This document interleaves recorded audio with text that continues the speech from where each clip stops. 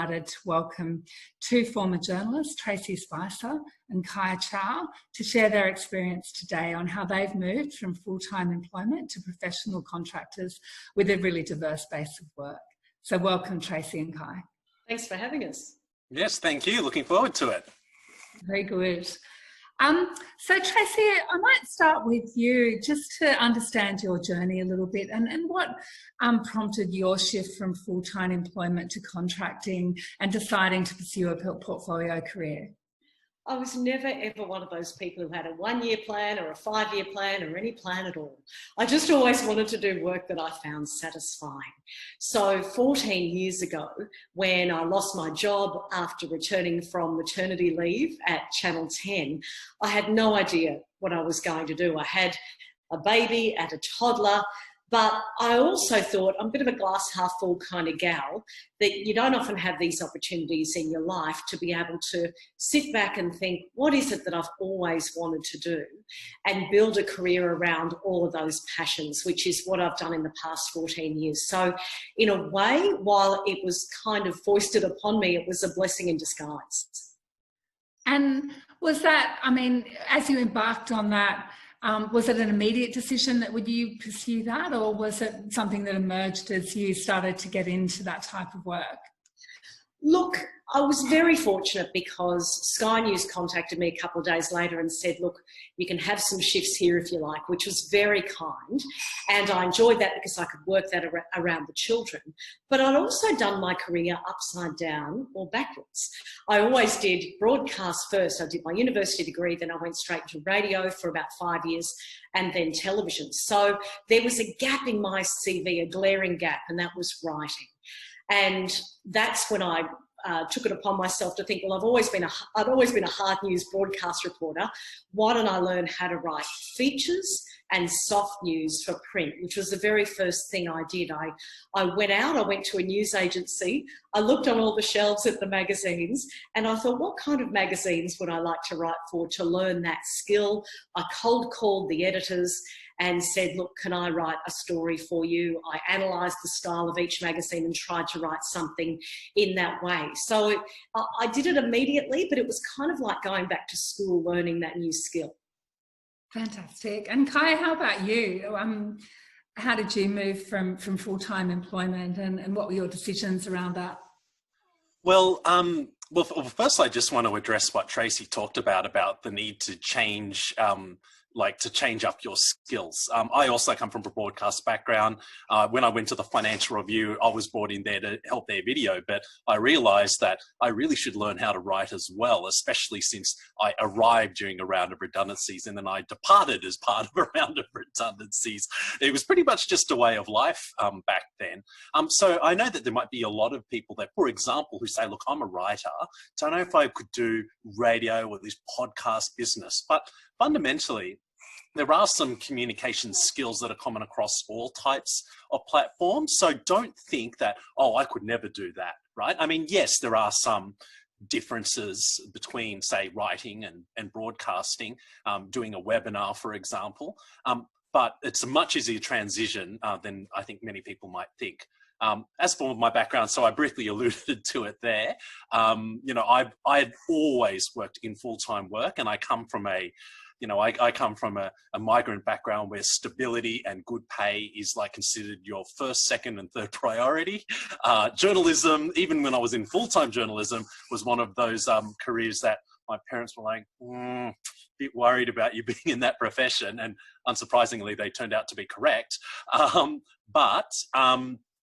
That said, I mean, you learn so much when you're doing those full-time roles. And so rather than looking back on it with a whole lot of regret, you should be able to think, well, look, what can I do next? But what can I take from this old profession or what I used to do in full-time work into the new world? And how did you get your first role? Tracey's already shared some from her, but how did you go about kind of getting your first role? Do you mean my first role after leaving full-time work? That's correct, yeah. Yeah. Look, I'll be honest. I, like Tracey, was also quite fortunate that I was contacted by another network. So I was approached by the ABC, and I ended up doing some casual work for them in their radio area. And I'd only done a very minor amount of radio work until then. But of course, you know, when they invite you, the answer is always yes. Even if you're not quite sure how well you do at it. And so in some ways I was very fortunate, but that was part-time work. It was only occasional. And so I still had to find other freelance work as well.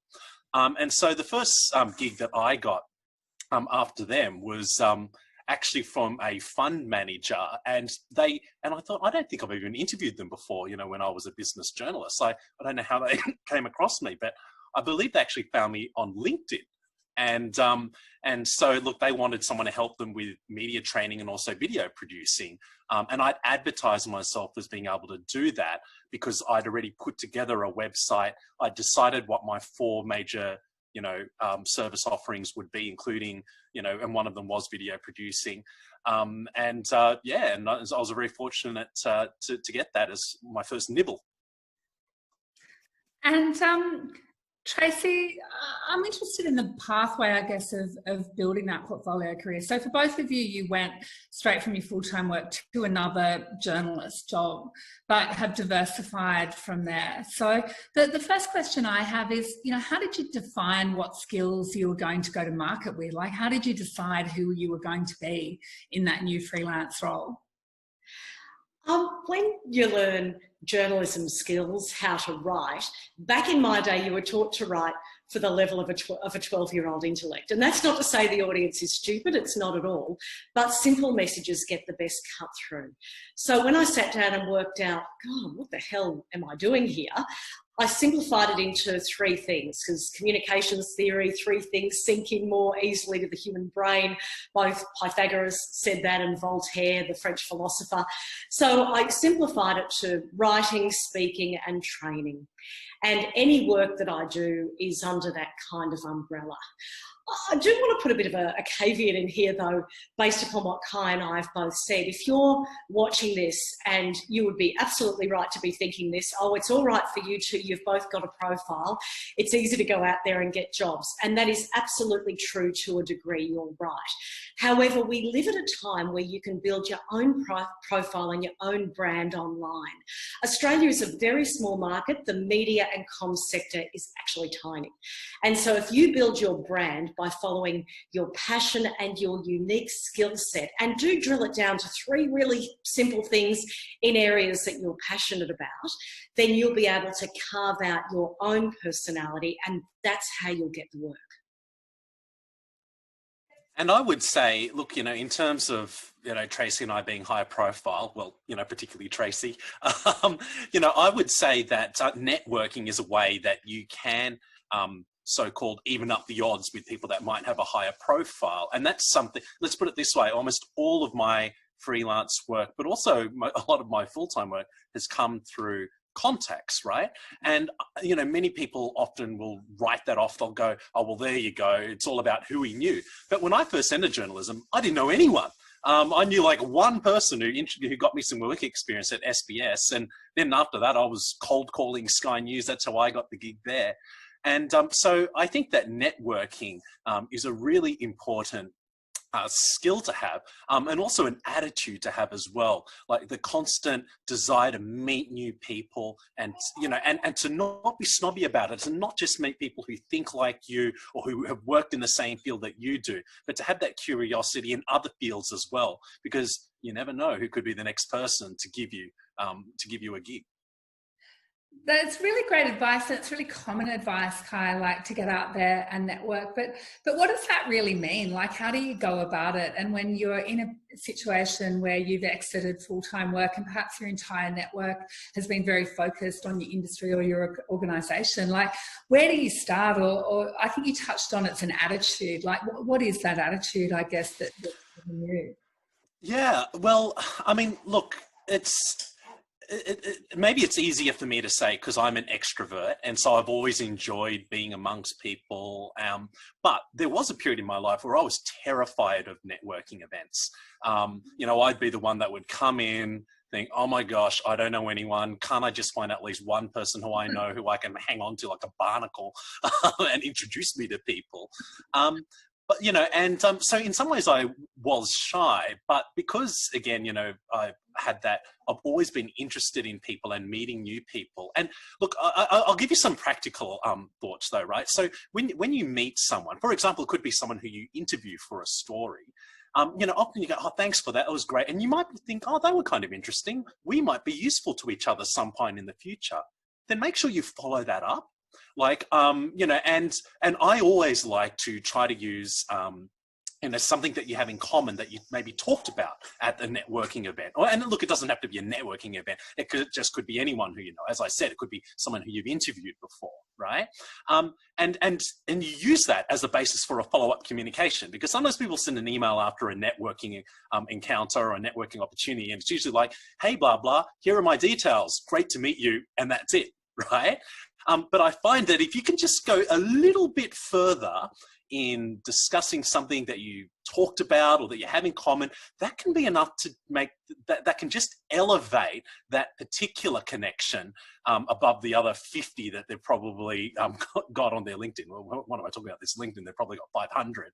So, you know, I would say being able to make that extra effort just to elevate your connection with them, I think can be is definitely one way of you know, that it can pay off. That is such good practical advice, Kai. And may I briefly add to that, Vanessa, because I experience social anxiety. The thought of networking makes me want to throw up, to be honest. It scares me. But this is where social media is great. I can just be there on the computer and go out there and network with people by connecting with them on social media. The other thing is, I'd like to put a gender lens over this. So my very first magazine job that I got 2 days a week editing a family travel magazine, I got because I was speaking to women in my mother's group. We were down at the local park with our Ugg boots and track pants on. And I said, oh, do you know, does anyone know if there's any magazine jobs going? And one of the women, doesn't work in the media, said, oh, one of my friends is actually writing for this little family travel magazine. It's not a lot of money, but you can go and learn some skills there. If they're desperate for an editor 2 days a week right now, someone who lives in this area, someone local. So that came through a mother's group. You can network anywhere. It doesn't have to be a formal networking kind of scenario. Yeah, very, very good advice. And I'm interested in, you know, Tracey, for you in particular, you were able to, I guess, define and articulate what skills you were going to take to the market. What I want to know is, like, what did you learn about the job market? Like, from going to full-time employment to, you know, defining your skills to starting to get out there and meet people. What happened next? Like, what did you learn about what work is out there and how do you monetize it? Like, how do you actually convert it into an income? I learned that you will get jobs in the most unexpected places in the most unexpected ways. And I kind of learned to say yes to everything, because you never know where that's going to lead. Even if it was a job that it was a little less paid than what you were doing previously, you meet people and then the other job tends to come from that.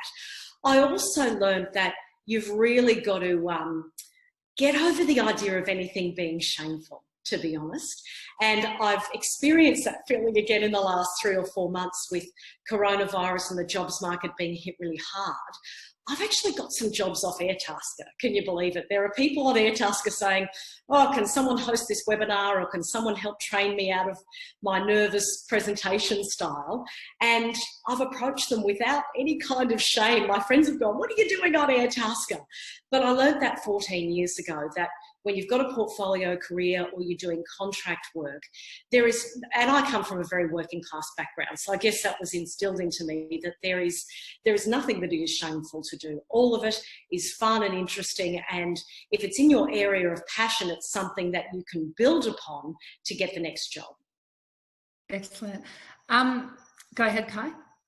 Oh, look, I was going to say something similar, which is, you know, I think we all know that early in our careers, we're expected to be humble and might need to do some kind of, side hustle or side gig that might not seem that dignified. But we may not think, oh, well, gee, surely after 2 decades in this industry, I don't have to do this kind of thing. I think it's important to remember that resilience. And that's one of the keys to success that often helped us early in our careers. And there's no reason to think that it won't happen later on as well. Tracy's absolutely right. I mean, you've got to be open to roles that may not pay what you normally do, because you can't just look at the immediate dollars that are coming in. You got to think about the networking benefit, to come back to that point again, and where it could lead from there. Exactly. We've got some great questions coming in from the audience. I will move to those, and please put them in if you have questions you'd like to ask Tracey and Kys. Kys, briefly, I'll just ask you, what do you think employers gain from using contractors and specialised kind of freelancers? What's the benefit to employers? Oh, look, well, so one definitely, whoops. As my earpiece pops out, there we go. Just edit that one out later on. Okay, so definitely one of the benefits is that they're able to try people who they might normally be willing to try, right? I mean, one of the reasons why employers hesitate to bring on someone who they're not familiar with or someone who they don't know, and I think this is particularly pertinent, for example, if you're you may be from, say, a cultural group that may not be part of that employer's cultural group. Let's put it that way. And you may not normally be the kind of candidate they would consider. But if you are a contractor, then yes, there's obviously an amount of instability that comes with it, but they're going to be more willing to take a chance.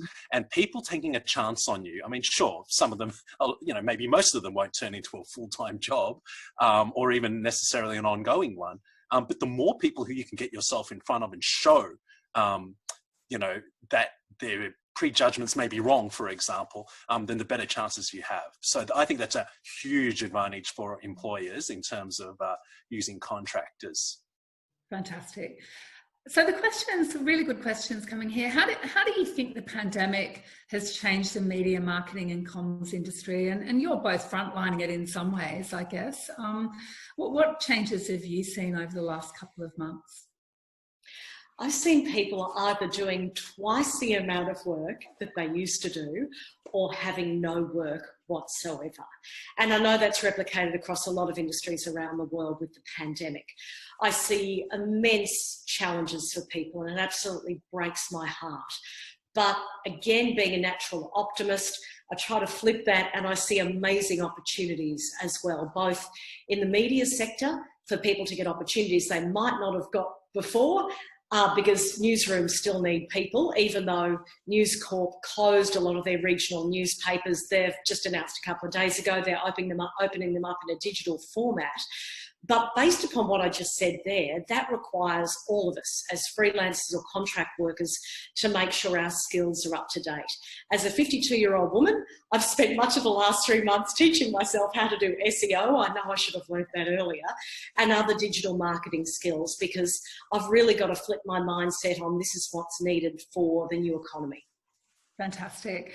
And Kys, given there have been major job cuts in the media industry, do you think this means there's going to be increased competition for consulting work, or what do you think is the transformation that's going to happen through the downturn?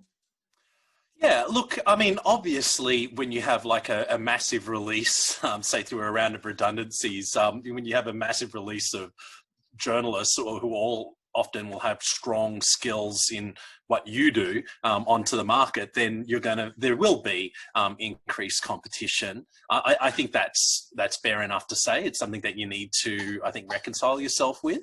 But look, it's also true. I mean, I know that there may be many people that have heard, and with some degree of accuracy, oh, look, when an economic downturn hits, marketing or comms, they're the first to go, like companies just kind of batten down the hatches. And look, while it's true that I think that any consultant is going to be vulnerable in terms of how stable their work might be, I also do come back to the fact that, that those kind of employers are going to be looking for freelancers or contractors who can also help them out down the road, especially if they do have to reduce their full-time, their full-time staff overall. So, I think that, yeah. Another question is, like, how much do you worry about the competition? Is that part of your thinking, or is it really, around your own ambition, around what you want to achieve? Well, I think, look, everyone, of course, would need to be conscious of their competition. But I think that, look, in a way, you can learn from it in some ways, right? So you can look at some successful other freelancers and casuals and see what they're doing that maybe you could emulate.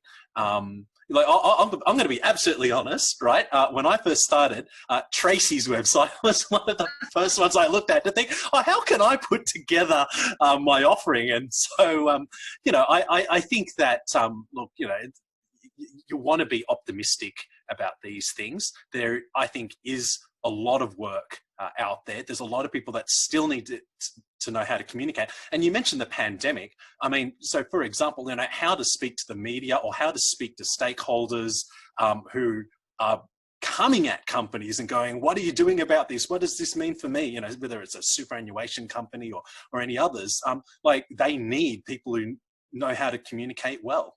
Yeah, exactly. Great question here from Amelia. Really enjoying the session. How do you balance contract work with things like fear of not being able to pay your mortgage? If you take a contract, do you have a plan where you're going to get the next job? And I think it's probably the question everyone has, like, how do you handle the emotion of it? And what are the fears that have come with taking that leap into a portfolio career? It is really scary when you first do it, particularly if you're someone who loves having their comfort zone, has always been in a full-time job, loves the security, similar to the way Kys was brought up. That story really resonated with me, Kys. What I would say to you is that the work does come. If you put in the time marketing, work will come and it will generate other work.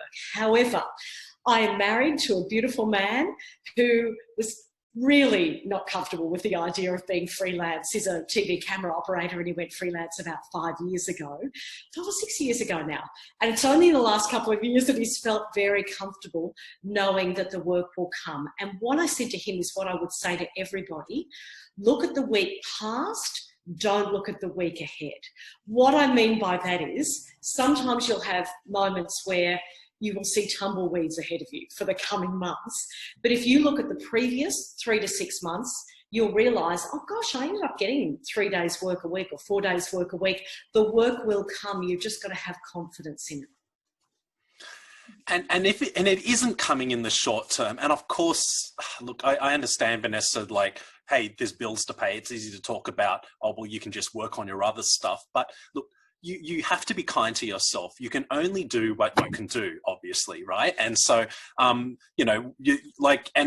so do take the time. Of course, keep an eye out for any opportunities you can. But otherwise, you do need to work on those long-term skills, whether it's networking, whether it's boning up on your tech skills, whether it's, learning how to write better, or if you might say from a broadcast background, or the other way around. It's easy to think, oh, what's the point of doing this? I've got to pay bills in 2 weeks. Look, which of course is a reality, but make sure that you don't forget those working on those long-term skills, because they could be what ends up paying your bills in a few weeks or a few months, and you never know when that might happen. And Kys, you've shared some really interesting insights into that long-term view, sustainability, well-being. How do you achieve that in times like this, where it's quite volatile, where you're working for yourself, where you don't know what's coming next?